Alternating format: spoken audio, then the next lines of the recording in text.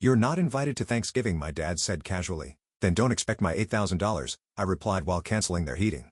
I'm sitting back against the chair, one hand holding a warm cup of tea, the other flipping through an old magazine I bought from the thrift shop on the corner. The early November air seeps through every crack of my tiny apartment on the outskirts of Minneapolis. Outside the window, the leaden gray sky looks like it's trying to press snow onto the ground, but is strangely silent. The phone rings, suddenly breaking the delicate quiet. I glance at the screen.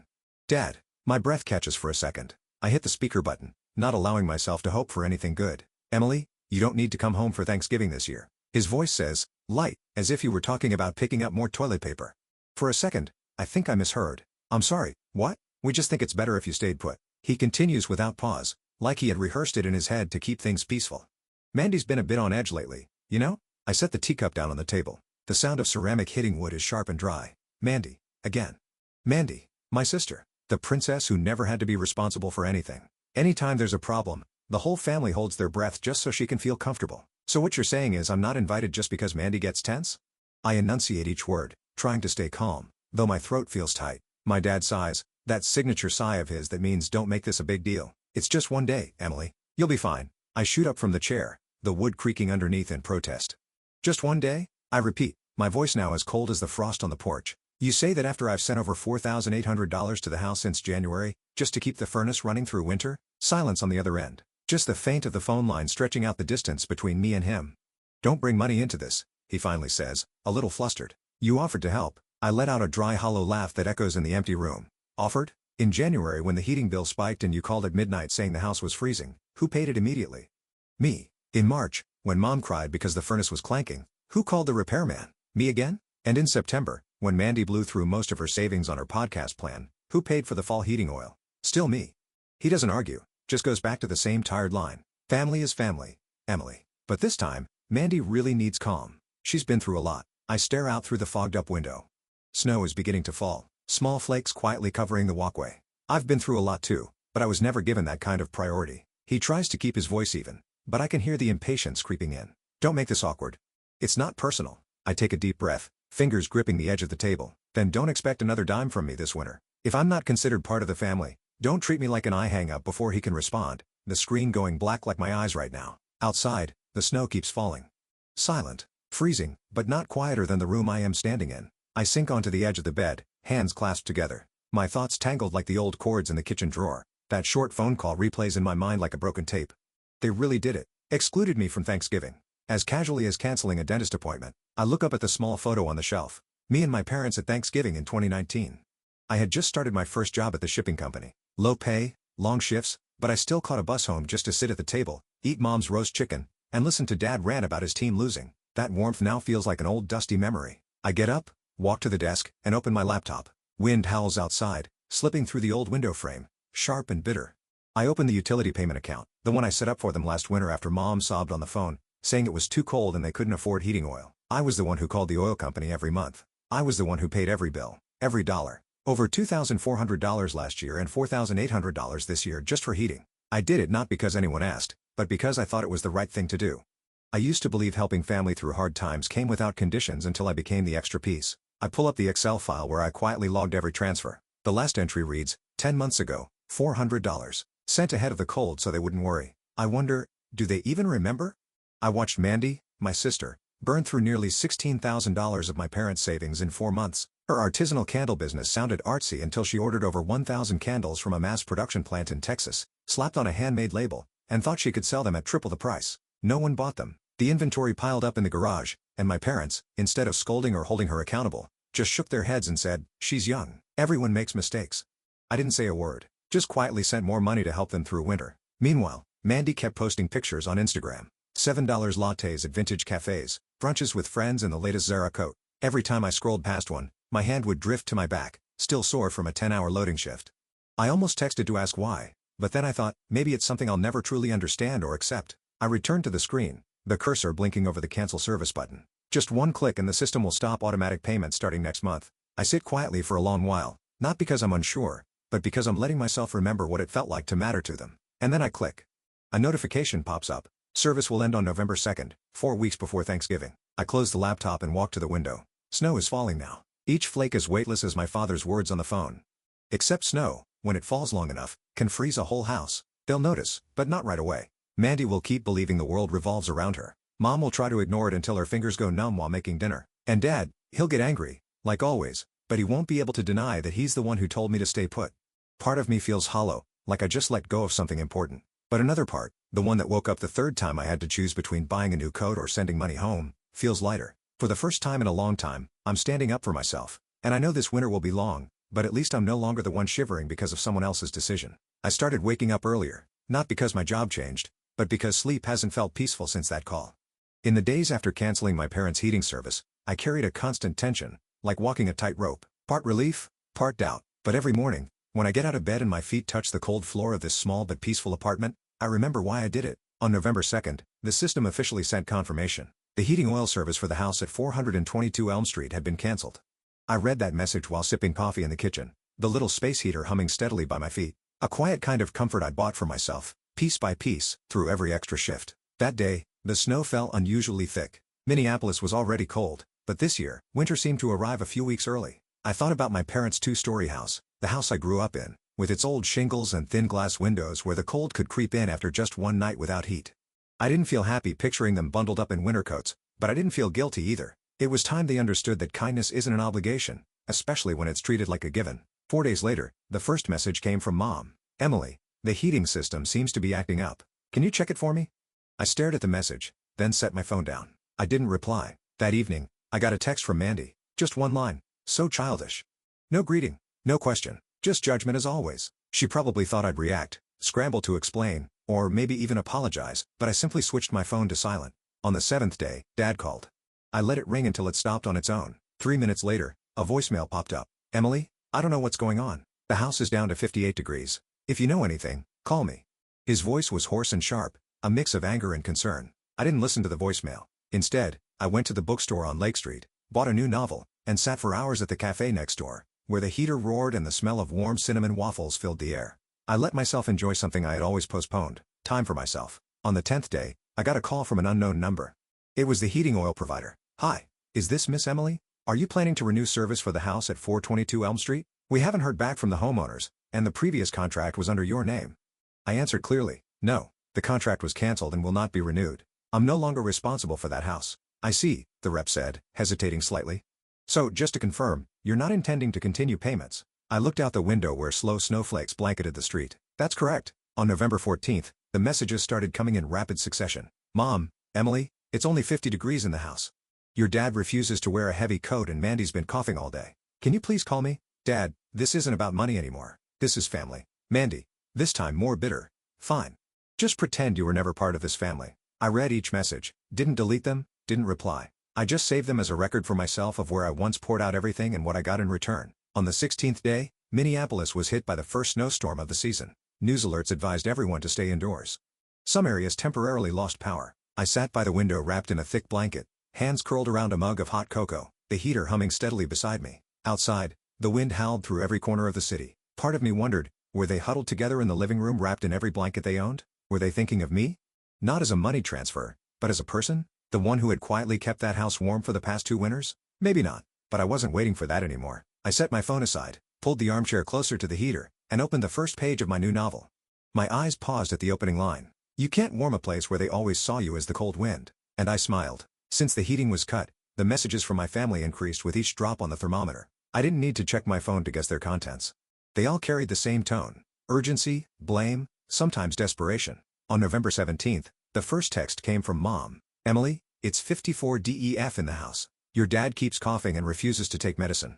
Can you help call someone? I read the message, then placed the phone face down on the kitchen counter. On the stove, a pot of potato and celery soup bubbled, its rich aroma filling the small kitchen. I stirred steadily, the heat fogging up the window panes. That afternoon, the outside temperature dropped to 25 DGF. The snowstorm arrived earlier than expected, wind gusting against the rooftops, but inside my little apartment, everything was warm and quiet. I wrapped myself in my favorite sweater, turned on the oven for extra warmth, and poured a cup of cinnamon tea. Somewhere else, I knew they were pulling out every thin blanket in the house, layering clothes, and turning up a thermostat no longer connected to anything. On November 19th, Dad called 12 times. I didn't pick up a single one. A message followed short and commanding, call me back. This isn't a joke. I gave a dry laugh. To them, I was still the obedient daughter, the one behind the scenes, the one who handled things. They forgot that even kindness has its limits. That same day, Mandy posted a story on social media. A picture of her feet in thick socks with the caption, "Cold enough to feel like we live in a freezer." I just scrolled past. I didn't feel pity. I didn't find it funny.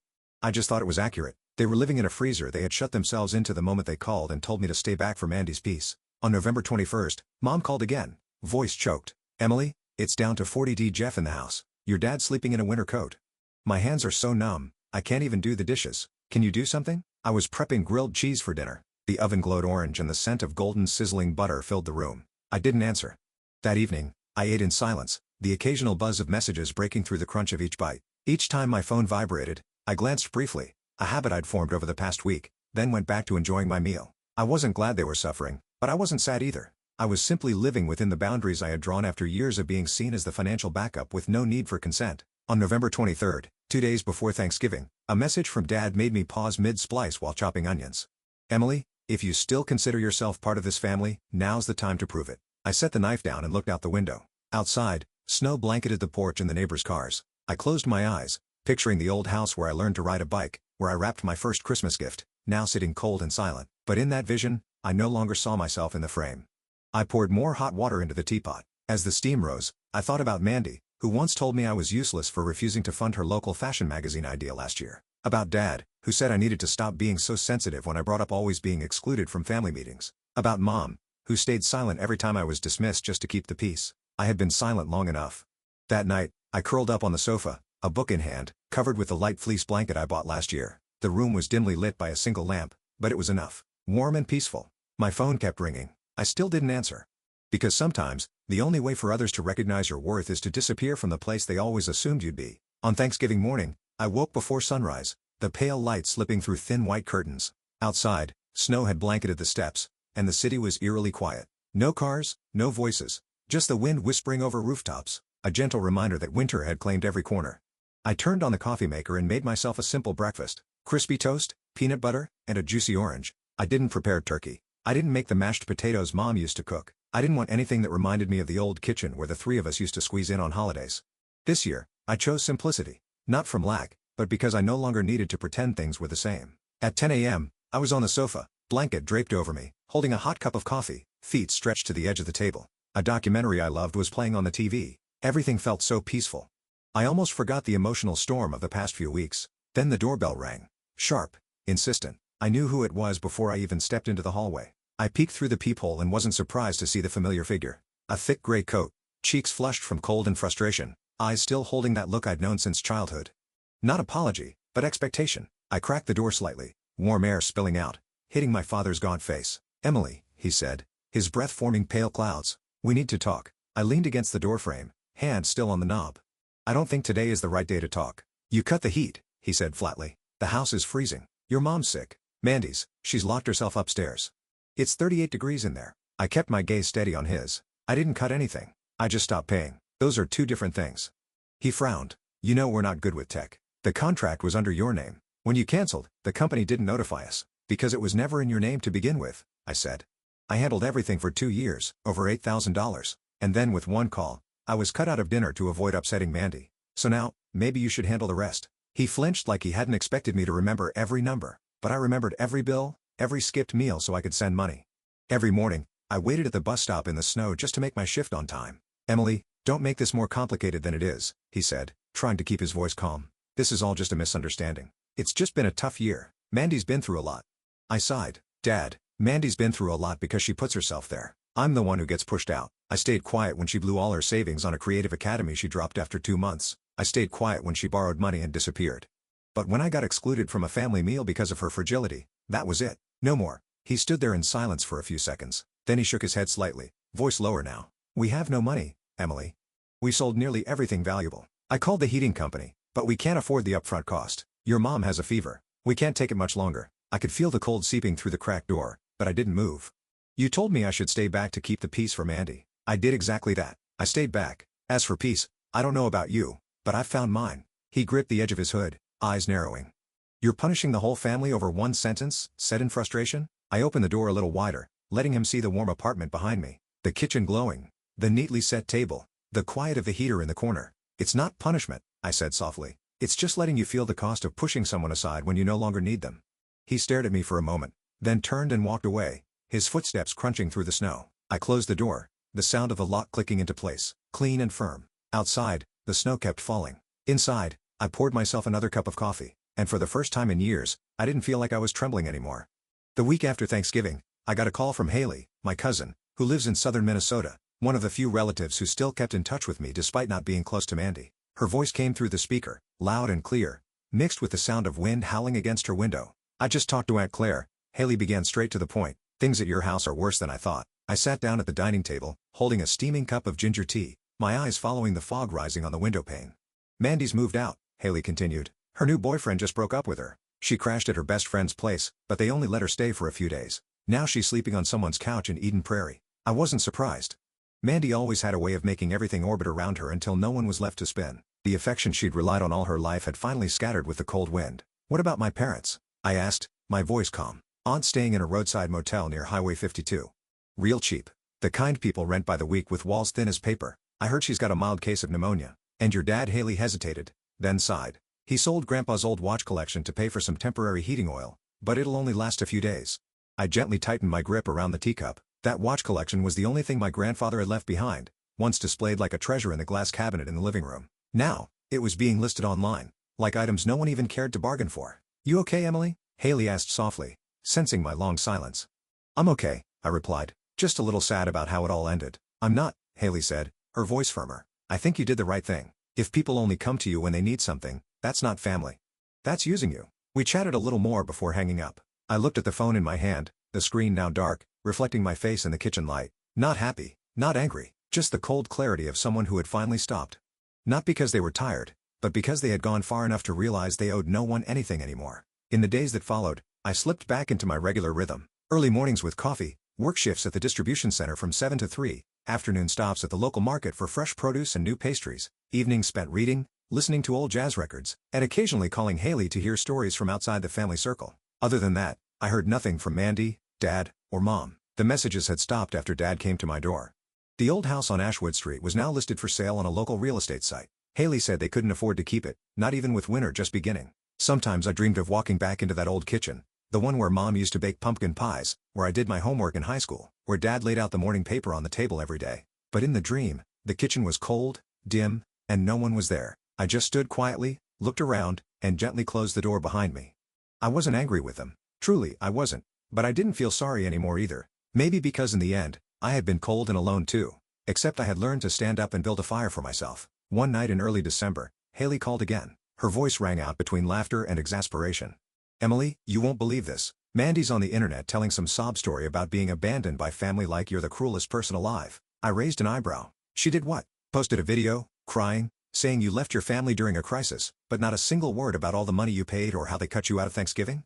I chuckled, a small smile, without bitterness. "Let her talk," I said. "People will believe what they want. I don't have to prove anything anymore." Haley laughed loudly. "I love this version of you. Solid, unshakable. You're honestly inspiring."